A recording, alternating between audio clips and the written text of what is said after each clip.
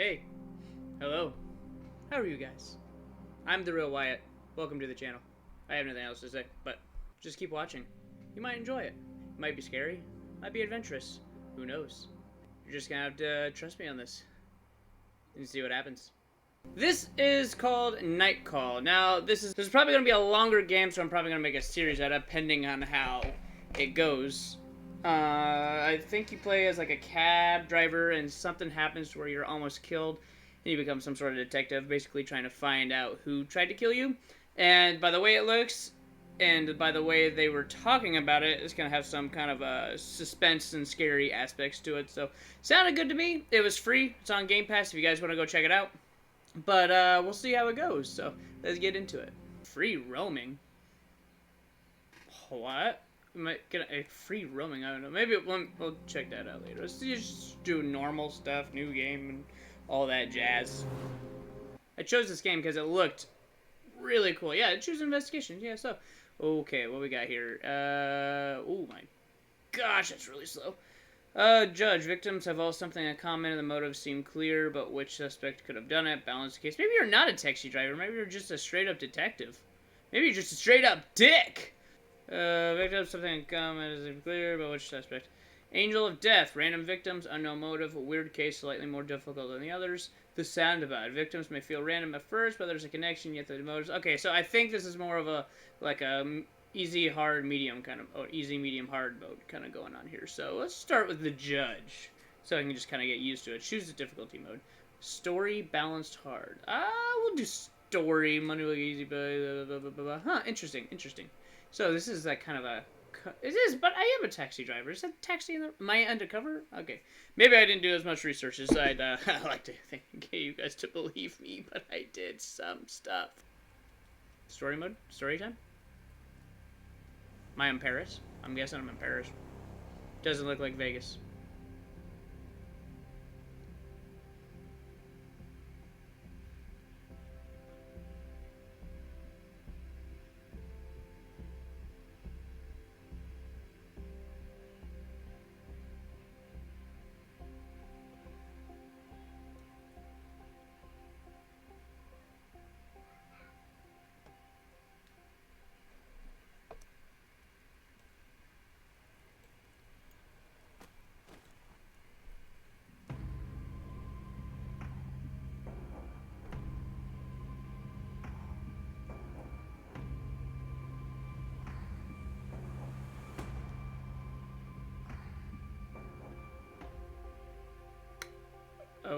Okay.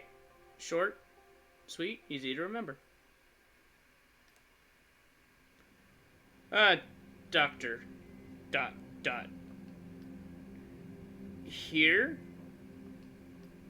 Sir, can you hear me, or do I need to speak up? Oh. I don't know, I can't hear you. Yes, you're fine. She takes a deep breath. Sir, you just spent 2 weeks in a coma. What? Did that creepy shadow guy get me? Word bounces around in your head. You need a moment to understand its meaning. Coma? You don't understand that? The word scratches along your throat. Yes, you were with the victim of an assault. Huh? I didn't see anybody with me, but the word resonates in your head. Victim. You are aware a serial killer is currently on loose in Paris. Ha, nope. You feel the contents of your stomach crawling up your throat. Ew. Ugh. The judge, as the police call the killer, assaulted you. The bullet touched your liver, and in most circumstances, would have been fatal. Oh, do I not have a liver? We chose to put you in induced. Her voice becomes more distant, fades, and I pass the fuck out. You taste bile at the back of your mouth, your head is burning, you hear a whistle in one ear. Your fingers move to your wound, underneath the bandages. You can feel hard skin. It's incredibly painful. Did they... I'm sorry. Did they catch the judge? No. What about my passenger? Oh, yeah, let's see. I guess he was dead before you even got out of the cab. Oh? The doctor is silent for a second, a very awkward second. She hesitates.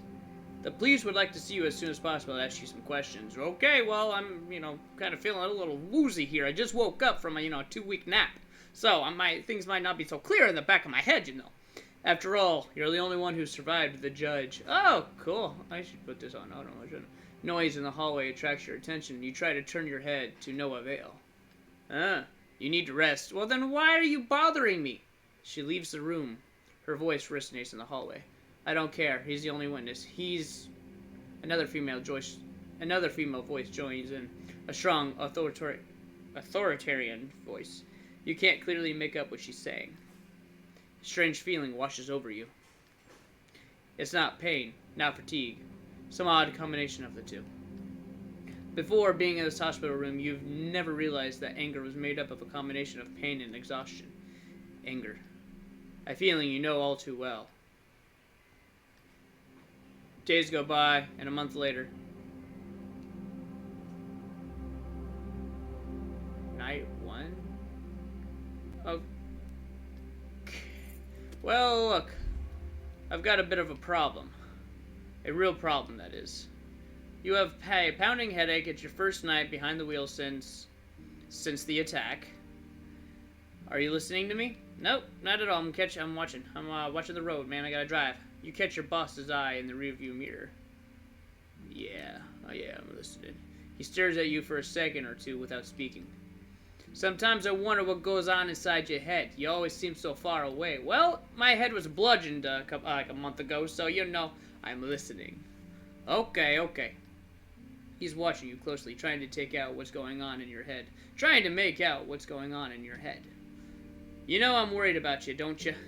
Yeah, no, I know. I'm real worried about myself, too. You're like a son to me, you know. Aw, thanks, Dad. I know. And you know he's about to tell you the story of his taxi fleet. Again. When my father died and left me the store, I could have sold it. I could have retired and gone back to the old country. They're in Paris, so I don't know why they have a New York accent. That's just something I just accidentally kind of made up. Interrupt him. Let him go. Oh, let's let him go. Yeah, let's interrupt him. But you preferred starting your own company and hiring the local guys. Your boss smiles. He knows he's told you the story a million times. Ha! What a good father-son time that he's not even my father. And that's why I've got 45 guys like you working for me. His hands flutter in the air, though none of them are any match for you. He smiles. His voice suddenly takes on a serious note. Do you want me to go over everything again? He points to the equipment on the dashboard, the meter, the GPS. You haven't been in a taxi for weeks. Maybe you do a little refresher. That's right. No, I'm an experienced taxi driver. I'm fine. Don't bother. Your boss seems a little embarrassed. It'll just take a minute. It'll make me feel better. Alright, fine. Right. Then, well, first the map. You spot potential customers and try to guess where they'll be going. Is this like Crazy Taxi? Am I going to do like Crazy Taxi stuff? Then you decide. When a customer orders a taxi, if there's no one else around, you have to go pick them up. Interesting. He shrugs. That's the way it goes. It's business. No problem. The other fares, you look at the map and decide whether or not you want to take them. And then you drive. Excuse me. He flashes a quick, mechanical smile. You know it well. When he talks about work, that's all. What? When your shift is over, we do the numbers, and his voice trails off as searching for the right words. That's all. It's pretty simple. There's no reason why you can't do it. Alright, no overtime. We're in France here. There are rules, regulations. You might not see it that way, but no one likes having a driver who hasn't slept for 24 hours. He looks away. Something's been bothering him since he got into the cab. Anyhow, you know the ropes. You got it. I know you're going to do a good job. What's the matter? Your boss keeps quiet for a while as he is hesitant to speak, and then... I don't think it's a good idea. You shouldn't be driving. The murderer's still out there, and we think he's going to come back for you. He's fine. He doesn't know who I am. He doesn't know me. He doesn't know where I've been. Doesn't know what I've been through. Could have seen your face. Well, probably did. I got knocked out. He probably stood over me looking at me like, look at this fucker. Just knocked the shit out of him. The police are positive he didn't. He attacked from behind. I fell to the ground, then he took off. Yeah, okay, yeah. We'll believe that. Silence. Your eyes lock. He holds your gaze. He wants to believe you, but to be on your side, he looks away. Anyway, I'll let you get back to work. Thanks, man. Every minute spent in taxi, a minute lost. He gives you a smile, half ironic, half serious. Good night. Sam, to you, and good luck. Thanks, man. He'll spend the rest of the night dealing with problems and drivers. You wonder how and when the guy never gets any sleep.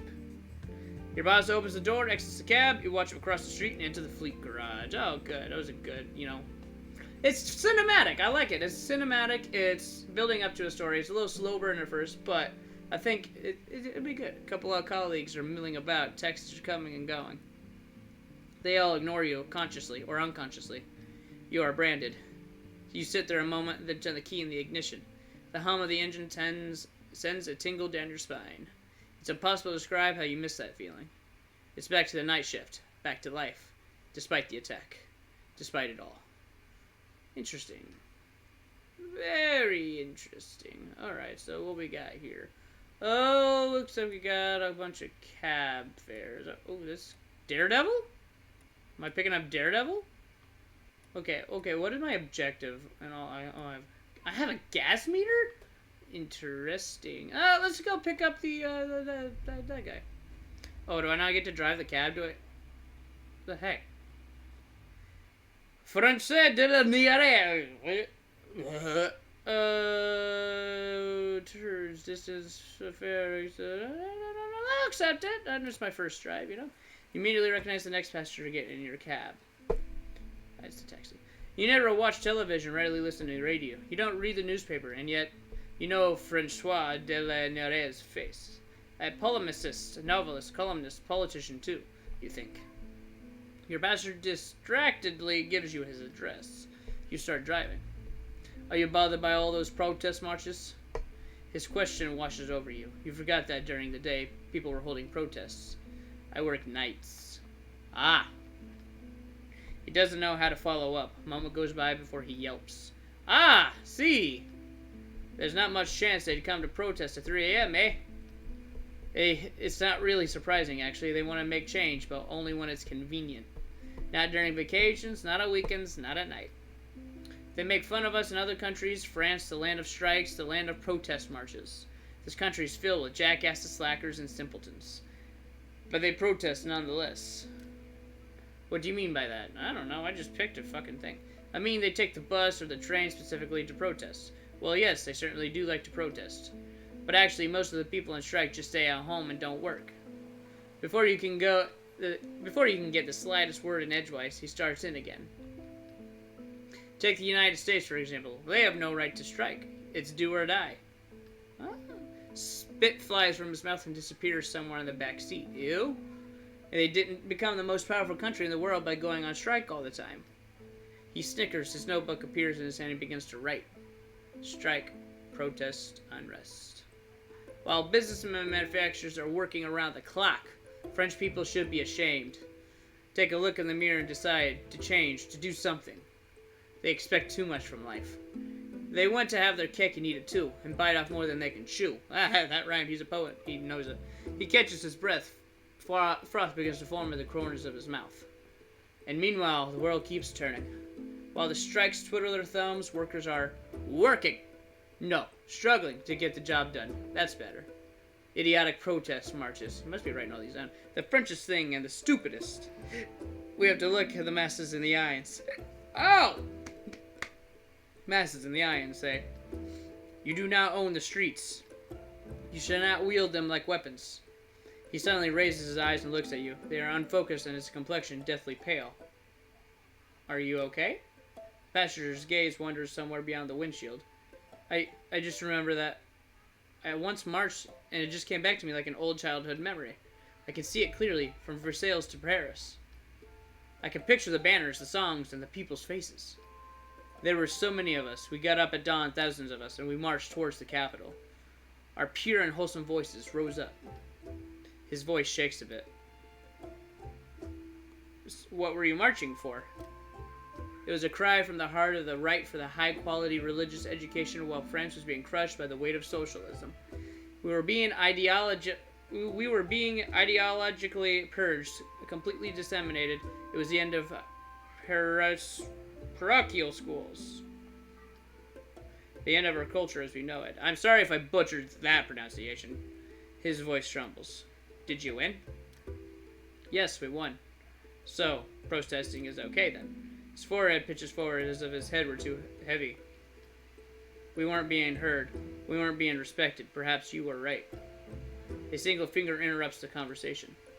But we didn't go on strike. We didn't bother anyone with our banners or our gatherings. And yet, we still won. He sighs contentedly as you pull the taxi up along the sidewalk. Those were the days. It was a great time. The left was running the country. He leans in towards you like he's about to tell you a secret with a smirk on his face. And I mean the real left, eh? He pays, gets out of the car. You can hear him talking to himself as he walks toward the front of the building. What a lovely night. Good luck to you tomorrow. With all those protest marches, it's going to be a messy one. Is he just yelling these things at me as I drive away? Good luck to you tomorrow with all those protest marches. It's going to be a messy one. Thank you. He's gone before you have time to remind him that you only work nights. You notice a newspaper on the back seat. Your last passenger must have left it behind. Or the one before. You grab it and put it away. Could come in handy. For what? You start driving. Alright, so I got 21 pounds from that. No tip? No tip? He didn't tip? That cheap bastard. Gosh, I should go back there and just freaking hit him in the head. This is interesting. This is very interesting. I don't know how I feel about it quite yet. It's slowly building up. I don't know when I start. Maybe it's like these guys right here. But nonetheless, this is all the time that I have for this episode. Let me know what you guys thought. And if you guys want to see more of this, I'll continue to do more of this. It's definitely interesting. It's definitely a different experience than I've ever done before. So, might be interesting. Who knows? But thank you guys so much for watching. Check out the other videos I've done. Like, comment, and subscribe. And until next time, this is your friendly neighborhood YouTuber saying goodbye.